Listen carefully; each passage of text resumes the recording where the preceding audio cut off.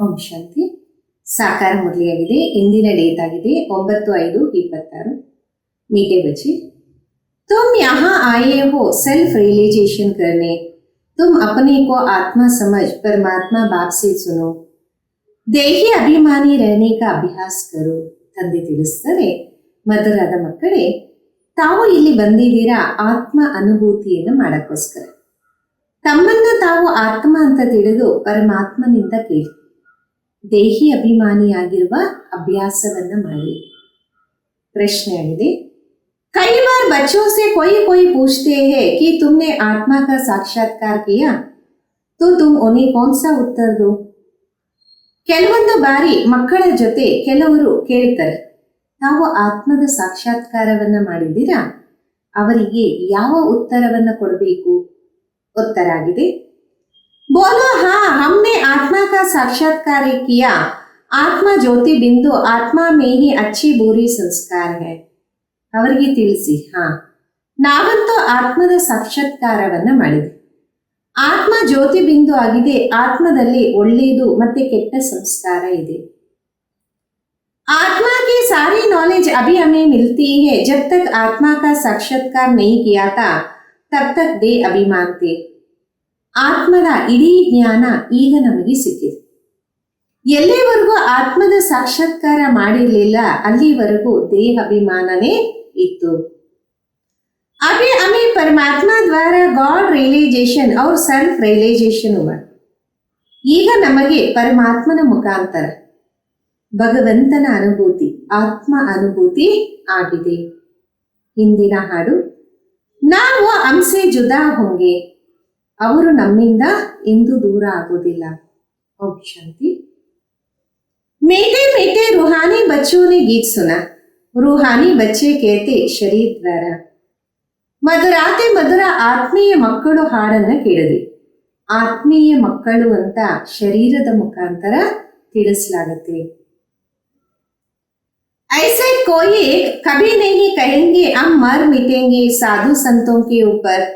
बच्चे जानते हम उनके साथ जाना है, ये शरीर छोड़ देना है, इसलिए कहते ये शरीर छोड़ के हम चले जाएंगे बाबा के पास. ಎಂದು ಯಾರು ಈ ರೀತಿ ಹೇಳೋದಿಲ್ಲ, ನಾವು ಸಾಧು ಸಂತರ ಮೇಲೆ ಬಲಿಯಾಗ್ತೀವಿ ಅಂತ. ಮಕ್ಕಳಿಗೆ ಗೊತ್ತಿದೆ ನಾವು ಅವರ ಜೊತೆ ಹೋಗ್ತೀವಿ ಶರೀರವನ್ನ ಬಿಟ್ಟು. ಅದಕ್ಕೋಸ್ಕರ ಅಂತಾರೆ ಶರೀರವನ್ನ ಬಿಟ್ಟು ನಾವು ಹೋಗ್ತೀವಿ ತಂದೆಯ ಜೊತೆಗೆ. बाप आए हैं साथ ले जाने, ये बहुत समझ की बातें हैं. ತಂದೆ ಬಂದಿದರೆ ಜೊತೆಯಲ್ಲಿ ಕರ್ಕೊಂಡು ಹೋಗೋಕೆ, ಇದು ಬಹಳ ತಿಳುವಳಿಕೆಯ ಮಾತಾಗಿದೆ. बच्चे बुलाते हैं हम पतितों को आकर पावन बनाओ, फिर क्या करो, यहाँ तो नहीं छोड़ जाएंगे. ಮಕ್ಕಳು ಕರೀತಾರೆ, ನಾವು ಪತಿತರನ್ನ ಬಂದು ಪಾವನ ಮಾಡಿ, ಮತ್ತೆ ಏನ್ ಮಾಡೋದು, ಇಲ್ಲಂತೂ ಬಿಟ್ಟು ಹೋಗ್ಬೇಕಾಗತ್ತೆ. ये सारी दुनिया पतित है, इस पतित दुनिया से पावन दुनिया में ले जाने के लिए बाबा. ಈ ಇಡೀ ಪ್ರಪಂಚ ಪತಿತ ಆಗಿದೆ. ಪತಿತ ಪ್ರಪಂಚದಿಂದ ಕರ್ಕೊಂಡು ಹೋಗಕ್ಕೆ ತಂದೆ ಬಂದಿದ್ದಾರೆ. हम आत्माओं को साथ ले जाएंगे, ये सारी दुनिया विशेष है, ये भी तुम जानते. ನಮ್ಮ ಆತ್ಮಗಳನ್ನ ಜೊತೆಯಲ್ಲಿ ಕರ್ಕೊಂಡು ಹೋಗ್ತಾರೆ. ಇಡೀ ಪ್ರಪಂಚ ವಿಕಾರಿಯಾಗಿದೆ, ಇದು ಸಹ ಮಕ್ಕಳಿಗೆ ಗೊತ್ತಾಗಿದೆ. तुम किसको विकारी पतित कहेंगे तो भी बिगड़ पड़ेंगे. मनुष्यों को समझाना बड़ा युक्ति से. ತಾವು ಯಾರಿಗಾದರೂ ವಿಕಾರಿ ಅಂತ ಹೇಳಿದಾಗ ಮುನ್ಸ್ಕೊಂಡ್ಬಿಡ್ತಾರೆ. ಮನುಷ್ಯರಿಗೆ ಬಹಳ ಯುಕ್ತಿಯಿಂದ ತಿಳಿಸಲಾಗುತ್ತೆ. महात्मा जी कहनी है एक बाबा की, अभी तुम बच्चों को नॉलेज मिलती बड़ी समझ से बात करो. ಮಹಾತ್ಮ ಜಿ ಅಂತ ಒಬ್ಬ ತಂದೆಗೆ ಹೇಳಲಾಗುತ್ತೆ. ಈಗ ಮಕ್ಕಳು ಜ್ಞಾನವಂತರಾಗಿದ್ದೀರಾ, ಬಹಳ ತಿಳುವಳಿಕೆಯಿಂದ ಮಾತಾಡಬೇಕಾಗಿದೆ. कहा देखते हो, प्रश्न उत्तर करते तो बोलो हम अभी कच्चे हैं, बड़ी बहन जी आकर रिस्पॉन्ड दे. ಕೆಲವೊಂದು ಕಡೆ ನೋಡ್ತೀರಾ ಪ್ರಶ್ನೆ ಉತ್ತರ ಮಾಡ್ತಾರೆ. ತಾವು ಮಕ್ಕಳು ಅಷ್ಟು ಪಕ್ಕಾ ಇರಲ್ಲ, ಆಗ ತಿಳಿಸಿ ದೊಡ್ಡಕ್ಕ ಬಂದು ಎಲ್ಲವನ್ನ ಉತ್ತರ ನೀಡ್ತಾರೆ. तुम कहते शिव बाबा समझाते भगवान वाच है मनुष्य पतित है, पतित तो भगवान को हो नहीं सकता. ತಾವಂತೀರ ಶಿವಬಾಬಾ ತಿಳಿಸಿದರು ಭಗವಂತನ ಮಹಾವಾಕ್ಯ. ಮನುಷ್ಯರೆಲ್ಲ ಪತಿತರಾಗಿದ್ದರೆ ಪತಿತರಿಗೆ ಭಗವಂತ ಅಂತ ಹೇಳಕ್ಕೆ ಸಾಧ್ಯನೇ ಇಲ್ಲ. पतित पावन को बुलाते क्योंकि पतित है, देहदारी को भगवान नहीं कह सकते. ಪತಿತ ಪಾವನನನ್ನ ಕರೀತಾರೆ ಯಾಕೆಂದರೆ ಪತಿತರಾಗಿದ್ದಾರೆ. ದೇಹದಾರಿಗಳಿಗೆ ಭಗವಂತ ಅಂತ ಹೇಳಕ್ಕೆ ಸಾಧ್ಯ ಇಲ್ಲ. भगवान निराकार शिव को कहा जाता, शिव के मंदिर भी तो बहुत है. ಭಗವಂತ ನಿರಾಕಾರ ಅಂತ ಶಿವನಿಗೆ ಹೇಳಲಾಗುತ್ತೆ. ಶಿವನ ಮಂದಿರಗಳು ಬಹಳಷ್ಟು ಇದೆ. पहले पहले जब एक बात को समझ लेवे तब बाहर ठहर सके. पहले पहले बताओ शिव भगवान व शिव बाबा कहते ಮಾಮೇಕಂ ಯಾತ್. ಮೊಟ್ಟ ಮೊದಲು ಒಂದು ಮಾತನ್ನ ಅರ್ಥ ಮಾಡಿಕೊಂಡಾಗ ಅವರು ನಿಲ್ತಾರೆ. ಮೊಟ್ಟ ಮೊದಲು ತಿಳಿಸಿ ಶಿವ ಭಗವಂತನ ಮಹಾವಾಕ್ಯ ಶಿವ ಬಾಬಾ ಅಂತಾರೆ ನನ್ನ ಒಬ್ಬನನ್ನ ನೆನಪು ಮಾಡಿ. उनको अपना शरीर नहीं, ब्रह्मा विष्णु शंकर को भी अपना सूक्ष्म देह है, देखने में आता है. ಅವರಿಗೆ ತಮ್ಮದೇ ಆದ ದೇಹ ಇಲ್ಲ. ಬ್ರಹ್ಮ ವಿಷ್ಣು ಶಂಕರರಿಗೂ ಸೂಕ್ಷ್ಮ ದೇಹ ಇದೆ, ನೋಡಕ್ಕೆ ಕಾಣಿಸುತ್ತೆ. ये तो देखने में नहीं आता, उनको कहा जाता ಪರಂಪಿತ ಪರಮಾತ್ಮ. ಇಲ್ಲಂತೂ ನೋಡಕ್ಕೆ ಕಾಣೋದಿಲ್ಲ, ಅವರಿಗೆ ಹೇಳಲಾಗತ್ತೆ ಪರಂಪಿತ ಪರಮಾತ್ಮ. तुमने कहेंगे हम आत्मा एक शरीर छोड़ दूसरा लेते, तुमने अपना आत्मा का साक्षात्कार किया. ತಾವು ಅಂತೀರ ನಾನು ಆತ್ಮ ಒಂದು ದೇಹವನ್ನ ಬಿಟ್ಟು ಮತ್ತೊಂದು ಪಡಿತೀನಿ. ತಾವು ತಮ್ಮ ಆತ್ಮದ ಸಾಕ್ಷಾತ್ಕಾರವನ್ನ ಮಾಡಿದ್ದೀರಾ. भक्ति मार्ग में साक्षात्कार के लिए नवदा भक्ति करते, परंतु भक्ति करने वालों ने कब साक्षात्कार नहीं किया. ಭಕ್ತಿ ಮಾರ್ಗದಲ್ಲಿ ನವದಾ ಭಕ್ತಿ ಮಾಡೋರಿಗೆ ಸಾಕ್ಷಾತ್ಕಾರ ಆಗತ್ತೆ, ಆದರೆ ಭಕ್ತಿ ಮಾಡಿರೋರು ಇಲ್ಲಿವರೆಗೂ ಎಂದೂ ಸಾಕ್ಷಾತ್ಕಾರ ಮಾಡಿಲ್ಲ. क्या चीज वो क्या चीज है ये बिल्कुल नहीं जानते, सिर्फ कहते वो निराकार है. ಅವರು ಯಾವ ವಸ್ತು ಬಿಲ್ಕುಲ್ ಅರ್ಥನೇ ಆಗಲ್ಲ, ಸುಮ್ಮನೆ ಹೇಳ್ಬಿಡ್ತಾರೆ ಅವರು ನಿರಾಕಾರ. बातचीत तो आत्मा करते, संस्कार भी आत्मा में रहती है. ಮಾತಾಡೋದು ಆತ್ಮನೇ ಆಗಿದೆ, ಸಂಸ್ಕಾರನೂ ಆತ್ಮದಲ್ಲೇ ಇರುತ್ತೆ. आत्मा निकल जाती है तो ना आत्मा ना शरीर बात कर सकते, ಆತ್ಮ बिगर शरीर कुछ कर ना सकते. ಆತ್ಮ ಹೋಗ್ಬಿಟ್ರೆ ದೇಹನೂ ಏನು ಮಾಡೋಕ್ಕಾಗಲ್ಲ. ಆತ್ಮ ಇಲ್ಲದೆ ದೇಹ ಏನು ಮಾತಾಡೋದು ಇಲ್ಲ. पहले तो आत्मा को पहचानना है और बाप द्वारा बाबा को पहचान सकेंगे. आत्मा को परम पिता परमात्मा का साक्षात्कार कैसे हो सकता जबकि अपने को ही नहीं जान देख सकते हैं. ಮೊಟ್ಟ ಮೊದಲು ಆತ್ಮದ ಪರಿಚಯ ಬೇಕು, ಮತ್ತೆ ತಂದೆಯ ಮುಖಾಂತರ ತಂದೆಯನ್ನ ಅರ್ಥ ಮಾಡ್ಕೋಬೇಕು. ಆತ್ಮಕ್ಕೆ ಪರಪಿತ ಪರಮಾತ್ಮನ ಸಾಕ್ಷಾತ್ಕಾರ ಆಗತ್ತೆ ಯಾವಾಗ ತನ್ನನ್ನೇ ತಾನೇ ತಿಳ್ಕೊಂಡಿಲ್ಲ, ನೋಡಿಲ್ಲ ಅಂದ್ರೆ ಹೆಂಗ್ ಸಾಧ್ಯ. बल कहते हैं चमकता है अजर सितारा, परंतु ये किसको पता नहीं आत्मा में 84 जन्म का पाठ नोंदा है. ಬಲೆ ಅಂತರೆ ಮಸ್ತಕದ ಮಧ್ಯದಲ್ಲಿ ಒಳೆಯುವಂತಹ ವಿಚಿತ್ರವಾದ ನಕ್ಷತ್ರ, ಆದರೆ ಅದರ ಬಗ್ಗೆ ಗೊತ್ತಿಲ್ಲ. ಆತ್ಮದಲ್ಲಿ 84 ಜನ್ಮದ ಪಾತ್ರ ಫಿಕ್ಸ್ ಇದೆ. मनुष्य बिल्कुल देह अभिमान रहते, अब बाबा कहते देही अभिमानी बनो. ಮನುಷ್ಯ ಬಿಲ್ಕುಲ್ ದೇಹದ ಅಭಿಮಾನದಲ್ಲೇ ಇರ್ತಾನೆ. ಈಗ ತಂದೆ ತಿಳಿಸ್ತಾರೆ ಆತ್ಮ ಅಭಿಮಾನಿಯಾಗಿ. अपने को आत्मा समझ फिर मेरे द्वारा सुनो, सुनने वाली आत्मा है, आत्मा को सुनाने वाला परमात्मा चाहिए. ತಮ್ಮನ್ನ ತಾವು ಆತ್ಮ ಅಂತ ತಿಳಿದು ನನ್ನ ಮುಖಾಂತರ ಕೇಳುವಂಥದ್ದು ಆತ್ಮನೇ, ಆತ್ಮನೇ ಕೇಳತ್ತೆ, ಪರಮಾತ್ಮ ತಿಳಿಸ್ತಾ ಇದ್ದಾರೆ. मनुष्य को समझाने वाला मनुष्य होगा, यहाँ आत्मा का ज्ञान किसी को नहीं, इसलिए कहा जाता अपने आत्मा को जान. ಮನುಷ್ಯನಿಗೆ ತಿಳಿಸಿಕೊಡುವಂಥವರು ಮನುಷ್ಯರೇ ಆಗಿರ್ತಾರೆ. ಇಲ್ಲೇ ಆತ್ಮದ ಜ್ಞಾನ ಯಾರಿಗೂ ಇಲ್ಲ. ಅದಕ್ಕೆ ಹೇಳಲಾಗತ್ತೆ, ಮೊಟ್ಟ ಮೊದಲು ಆತ್ಮವನ್ನ ಅರ್ಥ ಮಾಡ್ಕೊಳ್ಳಿ. सेल्फ रियलाइजेशन करो. आत्मा खुद ही कहते, आत्मा को अब रियलाइजेशन कैसे करें? ಆತ್ಮ ಅನುಭೂತಿ ಮಾಡಿ. ಆತ್ಮನೇ ಕೇಳುತ್ತೆ, ಆತ್ಮದ ಅನುಭೂತಿ ಯಾವ ರೀತಿ ಮಾಡೋದು? ये थोड़े है किसको पता है हमारी आत्मा में कैसे सारा पार्ट होता है. ಇದು ಯಾರಿಗಾದರೂ ಗೊತ್ತಿದೆಯಾ? ನಮ್ಮ ಆತ್ಮದಲ್ಲಿ ಇಡೀ ಪಾತ್ರ ಅಡಗಿದೆ. साधु सन्यासी आदि कोई बता ना सके, बाबा को ही आकर बच्चों को सेल्फ रियलाइजेशन कराना पड़ता. ಸಾಧು ಸಂತರು ಯಾರು ತಿಳಿಸೋದಿಲ್ಲ, ತಂದೆನೇ ಬಂದು ಮಕ್ಕಳಿಗೆ ಆತ್ಮ ಅನುಭೂತಿಯನ್ನ ಮಾಡಿಸ್ತಾರೆ. बाबा कहते अपने को आत्मा समझ, मुझ निराकार परम पिता परमात्मा से सुनो. आत्मा और परमात्मा जब मिले तब ये बातें हो. ತಂದೆ ಅಂತಾರೆ, ತಮ್ಮನ್ನ ತಾವು ಆತ್ಮ ಅಂತ ತಿಳಿದು ನಿರಾಕಾರ ಪರಂಪಿತ ಪರಮಾತ್ಮನಿಂದ ಕೇಳಿ. ಆತ್ಮೆ ಮತ್ತೆ ಪರಮಾತ್ಮ ಎಂದಾದರೂ ಮಿಲನ ಮಾಡ್ತಾರ? ಮಾಡಿದಾಗ ಮಾತ್ರ ಈ ಮಾತುಗಳು ನಡೆಯಕ್ಕೆ ಸಾಧ್ಯ. दुनिया को ये पता नहीं परमपिता परमात्मा कब आए, कैसे आकर समझाएंगे. ಪ್ರಪಂಚದವರಿಗೆ ಈ ಒಂದು ಅರಿವಿಲ್ಲ, ಪರಂಪಿತ ಪರಮಾತ್ಮ ಯಾವಾಗ ಬರ್ತಾರೆ, ಯಾವ ತರ ಬಂದು ತಿಳಿಸ್ಕೊಡ್ತಾರೆ. ना जानने के कारण मतभेद में आ जाते उन सबका मदार शास्त्रों पर. ತಿಳಿಯದೆ ಕಾರಣ ಮತಭೇದದಲ್ಲಿ ಬಂದ್ಬಿಡ್ತಾರೆ.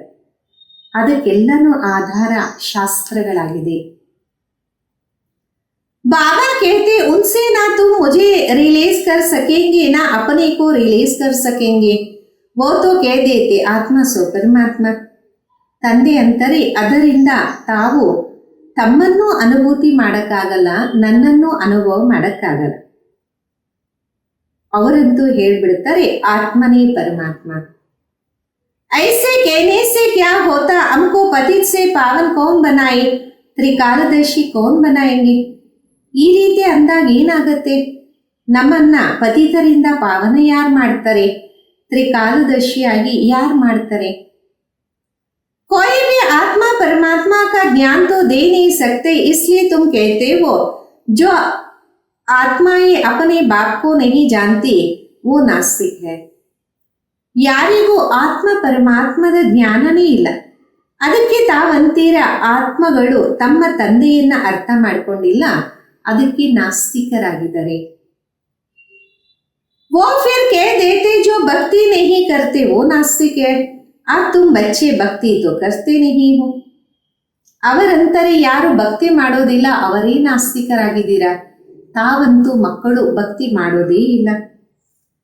तुम्हारे पास चित्र बहुत अच्छे हैं, चित्रों पर समझाया जाता.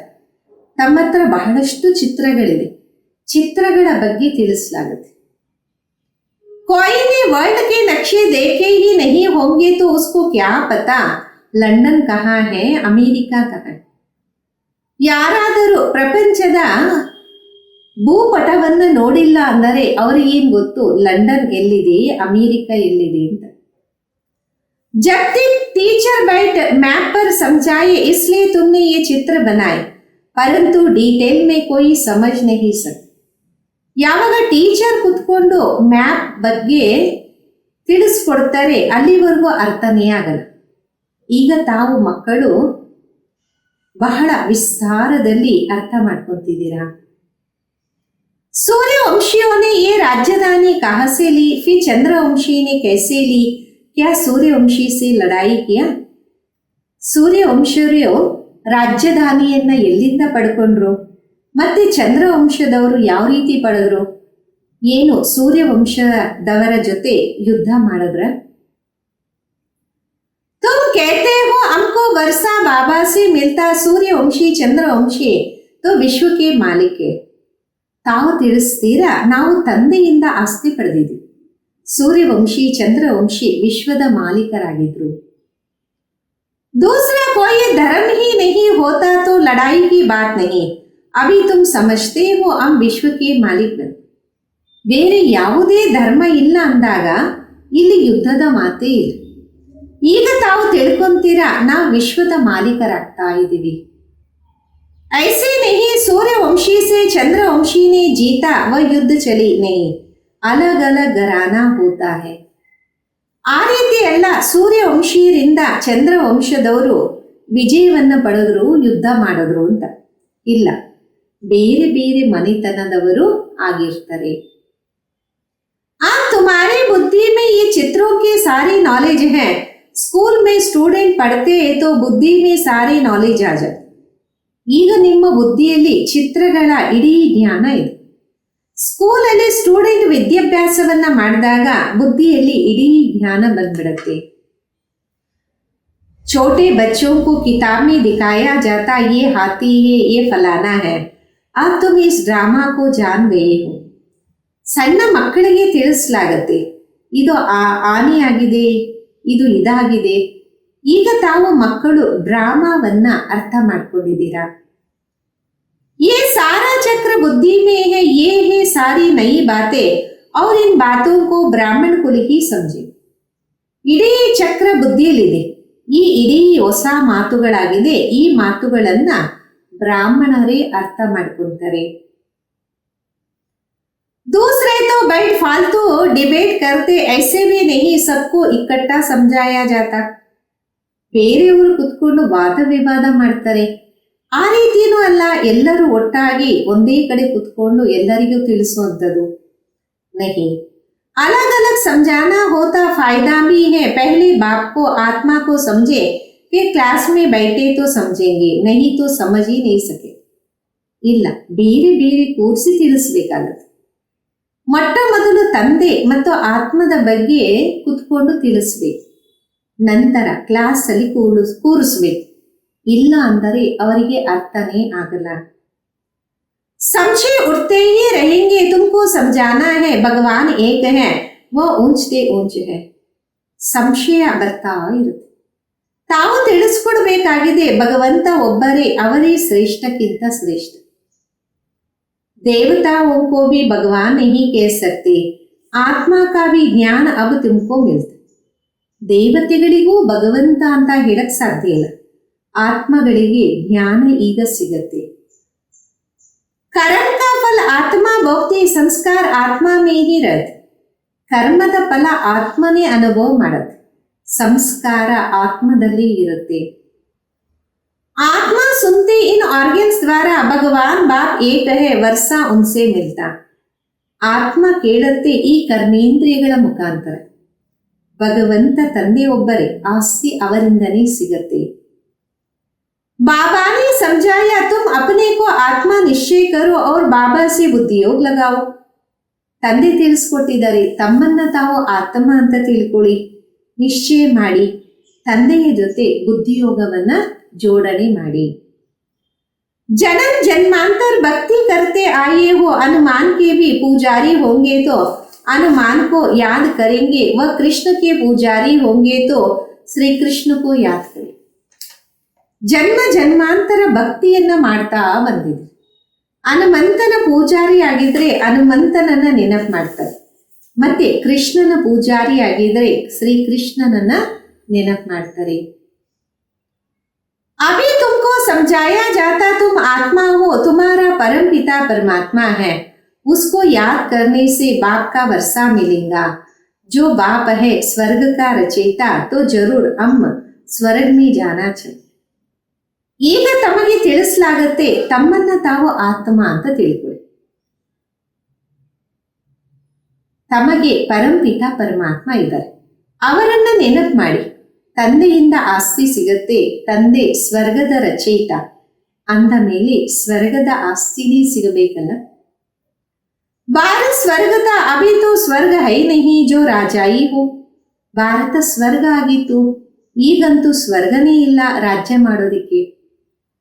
नरक में तो रावण के राजाई है, हमारी राजधानी कैसे चली, फिर नीचे उतरते कुछ भी नहीं जानते. ನರಕದಲ್ಲಿ ರಾವಣ ರಾಜ್ಯ ಇದೆ, ನಮ್ಮ ರಾಜ್ಯಧಾನಿ ಯಾವ ರೀತಿ ನಡೆಯಕ್ಕೆ ಸಾಧ್ಯ? ನಾವು ಕೆಳಗಡೆ ಇಳಿತಾ ಬಂದ್ವಿ, ಇವಾಗ ನಮಗೇನು ಗೊತ್ತಿಲ್ಲ.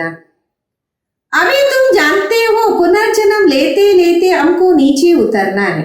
अब फिर बाबा कहते मुझे याद करो तो तुम पावन बन जाएंगे। ಈಗ ನಿಮಗೆ ಗೊತ್ತಾಗಿದೆ ನಾವು ಪುನರ್ಜನ್ಮವನ್ನ ಪಡಿತಾ ಪಡಿತಾ ಕೆಳಗಡೆ ಇಳಿತಾ ಬಂದ್ವಿ. ಈಗ ಮತ್ತೆ ತಂದೆ ಅಂತಾರೆ ನನ್ನನ್ನ ನೆನಪು ಮಾಡಿ ಆಗ ತಾವು ಪಾವನ ಆಗ್ತೀರಾ. स्वर्ग का वर्षा मिलेगा हम बाबा के बने है तो बाप का वर्षा मिले. ಸ್ವರ್ಗದ ಆಸ್ತಿ ಸಿಗತ್ತೆ.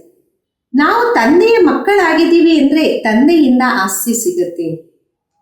परंतु जब तक तमो प्रधान से सतो प्रधान ना बने, योग से पावन ना बने, तब तक वर्षा मिल ना सके.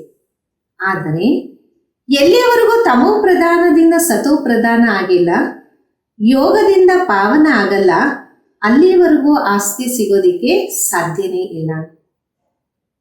बाप कहते मुझे याद करने से तुम्हारा विकर्म विनाश होंगे, विकर्मा जीत बनेंगे, ये ಗ್ಯಾರಂಟಿ है.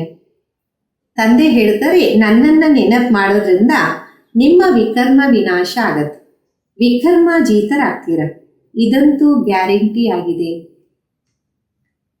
समझाने देने पड़ते, कोई समझेंगे, कोई तेज बुद्धि वाले होते तो शोर मचाने लगेंगे.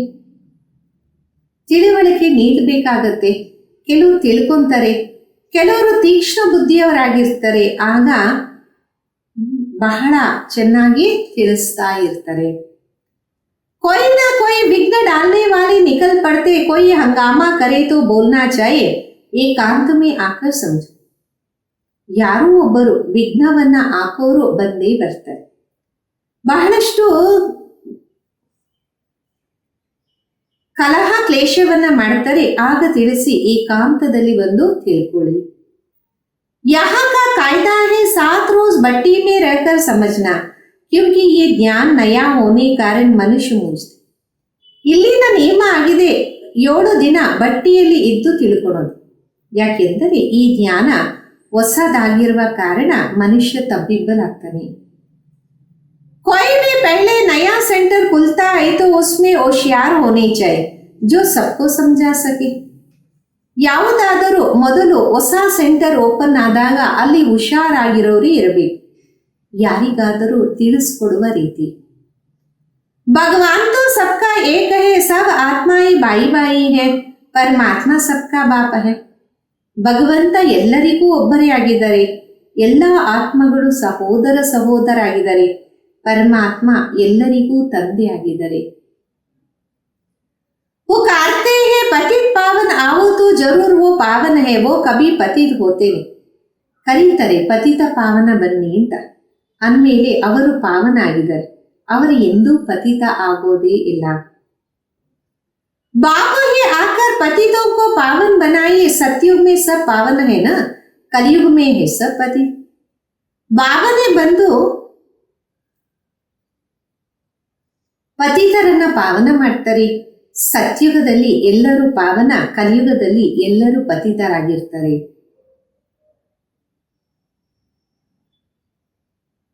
ಪತಿತ್ ಬಹುತ್ ಹೋತೆ ಪಾವನ್ ಥೋಡಾ ಹೋತೆ ಹೈ. ಪತಿತರು ಬಹಳಷ್ಟು ಜನ ಇರ್ತಾರೆ, ಪಾವನ ಕೆಲವರೇ ಇರುತ್ತಾರೆ. सतयुग में सब तो नहीं जाएंगे, जो पतित से पावन बनते वही पावन दुनिया में जाए. ಸತ್ಯುಗದಲ್ಲಿ ಎಲ್ಲರೂ ಹೋಗೋದಿಲ್ಲ, ಯಾರು ಪತಿತರಿಂದ ಪಾವನ ಆಗ್ತಾರೆ ಅವರೇ ಪಾವನ ಪ್ರಪಂಚಕ್ಕೆ ಹೋಗ್ತಾರೆ.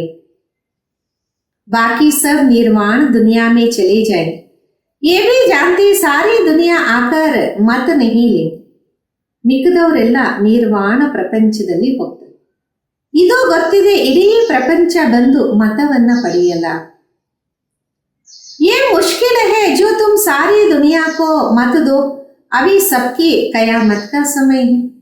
ಇದಂತೂ ಬಹಳ ಕಷ್ಟ, ಇಡೀ ಪ್ರಪಂಚಕ್ಕೆ ತಾವು ಮತವನ್ನ ನೀಡುವ ರೀತಿ. ಈಗಂತೂ ಮೃತ್ಯುವಿನ ಸಮಯ ಆಗಿದೆ. ವಿನಾಶ ಸಬ್ಕಾ ಹೋನಾ ಹೈ, ಸಮझाने की बड़ी युक्ति चाहिए. ವಿನಾಶ ಅಂತೂ ಎಲ್ಲರದೂ ಆಗ್ಬೇಕಾಗಿದೆ, ತಿಳಿಸ್ಕೊಡೋದಕ್ಕೆ ಬಹಳಷ್ಟು ಯುಕ್ತಿ ಬೇಕು. जो शांति से बैठ सुने, डिस्टर्ब ना करे, पहले पहले तो बाबा का परिचय देना. ಯಾರು ಶಾಂತವಾಗಿ ಕುತ್ಕೊಂಡು ಕೇಳ್ತಾರೆ, ಡಿಸ್ಟರ್ಬ್ ಮಾಡಬಾರ್ದು, ಮೊಟ್ಟ ಮೊದಲು ತಂದೆಯ ಪರಿಚಯವನ್ನು ನೀಡಬೇಕಾಗಿದೆ. शिव बाबा ही पतित पावन ठहरा वही समझाते हैं. गीता में भी अक्षर मशहूर है. ಶಿವ ಬಾಬಾನೇ ಪತಿತ ಪಾವನ, ಅವರೇ ತಿಳಿಸ್ಕೊಳ್ತಾರೆ. ಗೀತೆಯಲ್ಲಿ ಈ ಅಕ್ಷರಗಳು ಬಹಳ ಪ್ರಸಿದ್ಧಿಯಾಗಿದೆ. पतित पावन बाबा ही कहते मुझे याद करो तो तुम्हारे विकर्म विनाश होंगे. गीता से ही ये अक्षर त्यालुक रहता. ಪತಿತ ಪಾವನ ತಂದೆ ತಿಳಿಸ್ತಾರೆ, ನನ್ನನ್ನು ನೆನಪು ಮಾಡಿ, ಆಗ ತಮ್ಮ ವಿಕರ್ಮಗಳು ವಿನಾಶ ಆಗತ್ತೆ. ಗೀತೆಯಲ್ಲಿ ಈ ಅಕ್ಷರಗಳು ಮ್ಯಾಚ್ ಆಗತ್ತೆ. ಶಿವ ಬಾಬಾನೇ ಕಹಾ ಮುझे ಯಾದ್ ಕರೋ ಮೇ ಸರ್ವಶಕ್ತಿವಾನ್ ಪತಿತ ಪಾವನ್ ಹೂಂ. ಶಿವ ಬಾಬಾ ತಿಳಿಸ್ತಾರೆ, ನನ್ನನ್ನು ನೆನಪು ಮಾಡಿ, ನಾನು ಸರ್ವಶಕ್ತಿವಂತ ಪತಿತ ಪಾವನ ಆಗಿದ್ದೀನಿ. ಗೀತಾ ಜ್ಞಾನ ದಾತ ಜ್ಞಾನ ಕಾ ಸಾಗರ್. ಗೀತಾ ಕೆ ಅಕ್ಷರ ತೋ ಹೈ ನಾ. ಗೀತೆಯ ಜ್ಞಾನದಾತ ಜ್ಞಾನ ಸಾಗರ, ಗೀತೆಯ ಅಕ್ಷರ ಅಂತೂ ಇದೆಯಲ್ಲ. सिर्फ वो कहते श्री कृष्ण भगवान वाज, तुम कहते हो शिव भगवान वाज. भगवान निराकार, वो कभी पुनर्जन्म में नहीं आते. ಸುಮ್ಮನೆ ಅಂತಾರೆ ಶ್ರೀಕೃಷ್ಣ ಭಗವಂತನ ಮಹಾವಾಕ್ಯ ಅಂತ. ತಾವಂತೀರ ಶಿವ ಭಗವಂತನ ಮಹಾವಾಕ್ಯ. ಭಗವಂತ ನಿರಾಕಾರ, ಅವರೆಂದು ಪುನರ್ಜನ್ಮದಲ್ಲಿ ಬರೋದೇ ಇಲ್ಲ. लौकिक दिव्य जन्म लेते खुद ही समझाते मैं साधारण बूढ़े तन में आता हूं जिसको ही भागीरथ कहते. ಅಲೌಕಿಕ ದಿವ್ಯ ಜನ್ಮವನ್ನ ಪಡಿತಾರೆ. ಸ್ವಯಂ ತಿಳಿಸ್ತಾರೆ, ನಾನು ಸಾಧಾರಣ ವೃದ್ಧ ತನುವನ್ನ ಅಂದ್ರೆ ದೇಹವನ್ನ ಪಡಿತೀನಿ, ಅದಕ್ಕೆ ಭಾಗೀರಥ ಅಂತ ಹೇಳಲಾಗುತ್ತೆ. ब्रह्मा द्वारा रचते हैं तो मनुष्य का नाम ब्रह्मा रखा जाता. ಬ್ರಹ್ಮನ ಮುಖಾಂತರ ರಚನೆಯನ್ನ ರಚಿಸ್ತಾರೆ, ಅದಕ್ಕೆ ಮನುಷ್ಯನ ಹೆಸರು ಬ್ರಹ್ಮ ಅಂತ ಇಡಲಾಗುತ್ತೆ. व्यक्त ब्रह्मा से फिर पावन अव्यक्त फरिश्ता बन जाते. बाबा आते पतितों को पावन बन. ವ್ಯಕ್ತ ಬ್ರಹ್ಮನಿಂದ ಮತ್ತೆ ಅವ್ಯಕ್ತ ಫರಿಷ್ಠಾ ಆಗ್ಬಿಡ್ತಾರೆ. ತಂದೆ ಬಂದಿದ್ದಾರೆ ಪತಿತರನ್ನ ಪಾವನ ಮಾಡಕ್ಕೋಸ್ಕರ.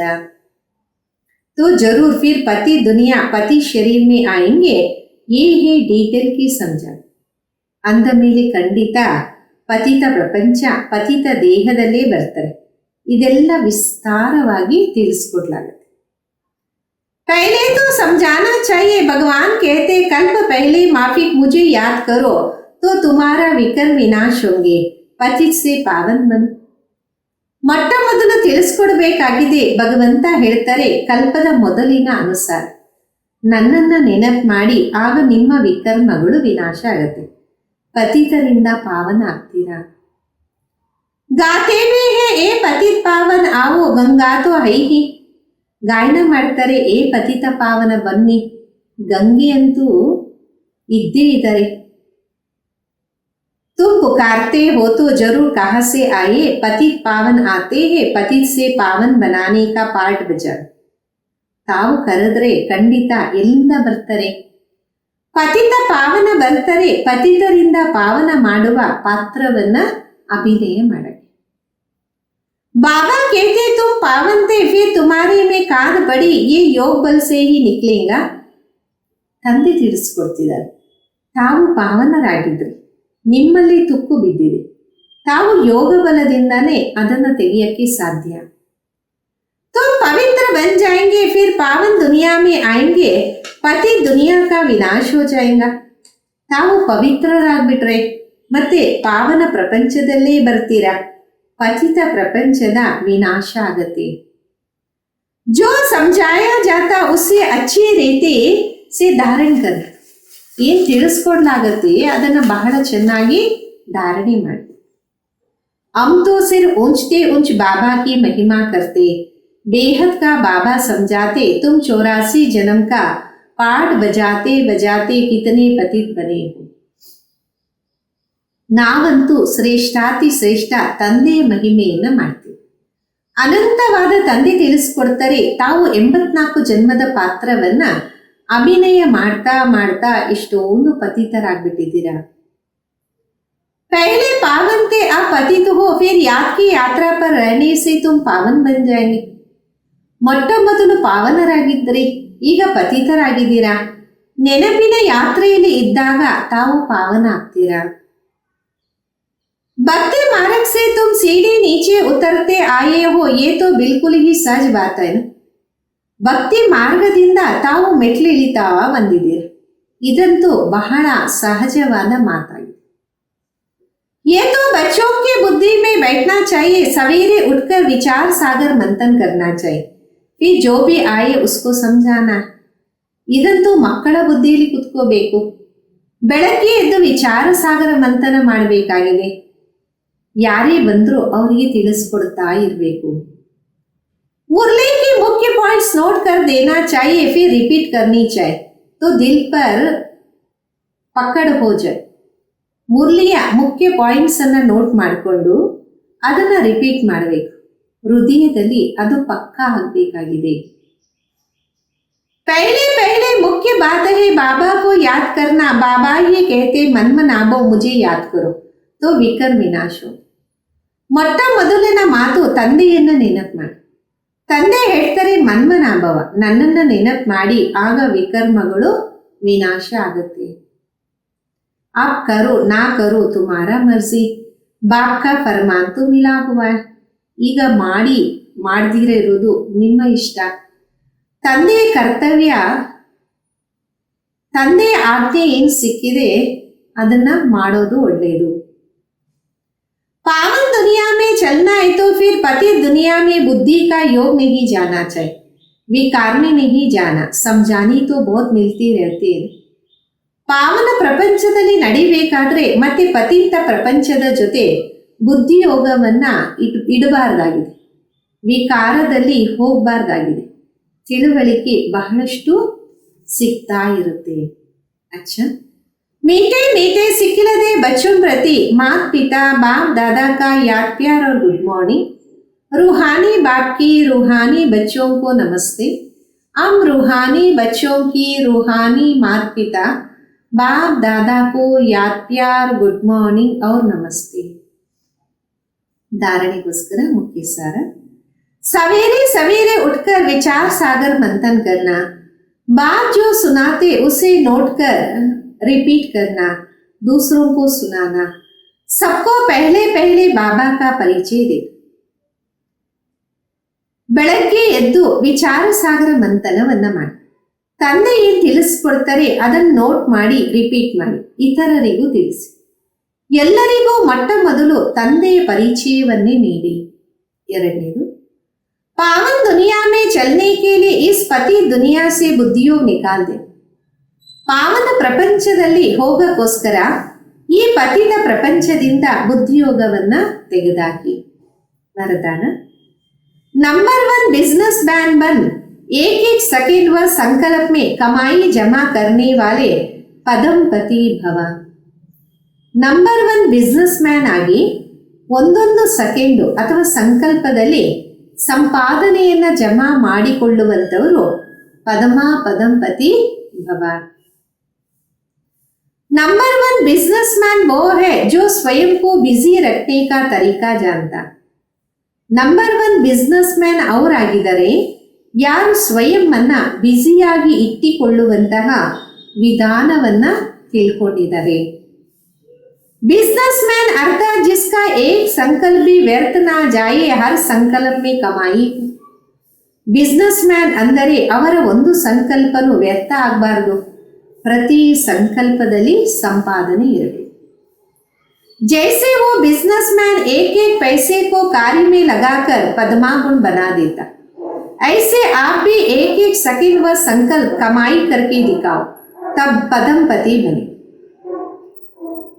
ಯಾವ ರೀತಿ ಅಲ್ಲಿ ಬಿಸ್ನೆಸ್ ಮ್ಯಾನ್ ಒಂದೊಂದು ನಯಾ ಪೈಸೆ ಕಾರ್ಯದಲ್ಲಿ ತೊಡಗಿಸಿ ಪದಮ ಗುಣದಷ್ಟು ಮಾಡ್ತಾರೆ, ಆ ರೀತಿ ತಾವು ಒಂದೊಂದು ಸೆಕೆಂಡ್ ಒಂದೊಂದು ಸಂಕಲ್ಪ ಸಂಪಾದನೆಯಲ್ಲೇ ತೊಡಗಿಸಿ ತೋರಿಸಿ, ಆಗ ಪದಂಪತಿ ಆಗ್ತೀರಾ. इसमें बुद्धि का भटकना बंद हो जाएगा और व्यर्थ संकल्प की कंप्लेंट भी समाप्त हो जाए. ಇದರಲ್ಲಿ ಬುದ್ಧಿ ಅಲಿಯೋದು ಬಂದ್ ಆಗ್ಬಿಡತ್ತೆ, ವ್ಯರ್ಥ ಸಂಕಲ್ಪಿನ ಕಂಪ್ಲೇಂಟು ಸಮಾಪ್ತಿ ಆಗ್ಬಿಡುತ್ತೆ. ಇಂದಿನ ಸ್ಲೋಗನ್ ಆಗಿದೆ, जो मांगता है वो खुशी के खजानों से संपन्न नहीं हो सकता. ಯಾರು ಬೇಡ್ತಾರೆ ಅವರು ಖುಷಿಯ ಖಜಾನೆಯಿಂದ ಸಂಪನ್ನರಾಗಕ್ಕೆ ಸಾಧ್ಯನೇ ಇಲ್ಲ. ಅವ್ಯಕ್ತ ಇಶಾರೆ. ಸದಾ ಅಚಲ್ ಅಡೋಲ್ ಏಕರ ಸ್ಥಿತಿ का ಅಭ್ಯಾಸ ಕರ್.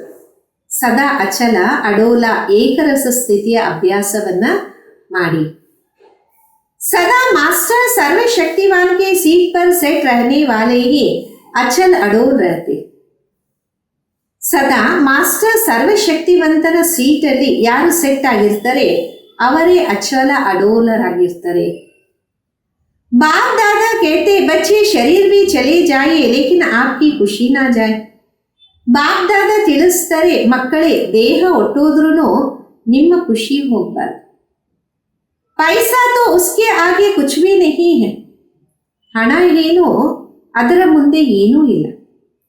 जिसके पास खुशी का खजाना है उनके आगे कोई बड़ी बात नहीं. ಯಾರ ಹತ್ರ ಖುಷಿಯ ಖಜಾನೆ ಇರುತ್ತೆ ಅದರ ಮುಂದೆ ದೊಡ್ಡ ವಿಷಯ ಏನೂ ಇಲ್ಲ.